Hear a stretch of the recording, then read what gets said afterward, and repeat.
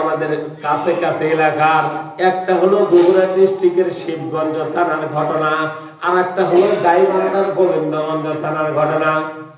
এই দুই কুলাঙ্গার, একজন হলো মুসলমান আর একজন হলো হিন্দু। একজন আল্লাহকে নিয়ে কটূক্তি করেছে, আল্লাহকে গালিগালাজ করেছে। আমরা এখান থেকে তীব্র নিন্দা প্রতিবাদ জানাতে চাই।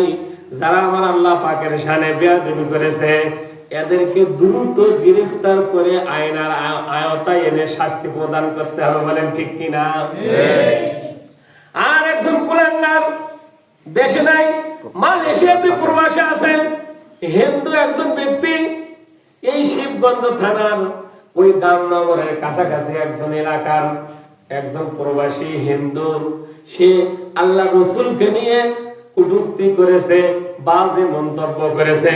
এই জন্য আসুন আমরা এই পবিত্র রমাদানুল মুবারক মাসের প্রথম জুমায় এই জুম্মার খুতবা থেকে ইমাম মুসল্লি মিলে আমরা অন্তর্বর্তীকালীন সরকার ডক্টর ইউনূসকে জানাই দিতে চাই, তোমরা আমাকে গালি দাও, আমরা সহ্য করব, কিছু বলবো না।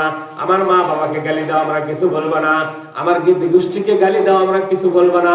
কিন্তু যারা আমার রসুলকে নিয়ে কটূক্তি করবে, আমার রসুলকে নিয়ে যারা বাজে মন্তব্য করবে, তাদের হাত কিভাবে ভেঙে দিতে হয় আমরা এখান থেকে অন্তর্বর্তী সরকার ডক্টর ইউনূসকে জানাতে চাই।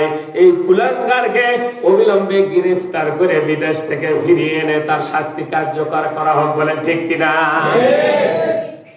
এখনো আছে, রসুলকে নিয়ে অনেক কি করতেছে। এই ষড়যন্ত্র আজকের নয়, 1500 বছর আগে শুরু হয়েছে। কত বছর আগে? তো আজকে আমি সেদিকে যেতে পারবো না। আল্লাহ রাব্বুল আলামিন এই পবিত্র রমাদানুল মুবারক মাসের কথা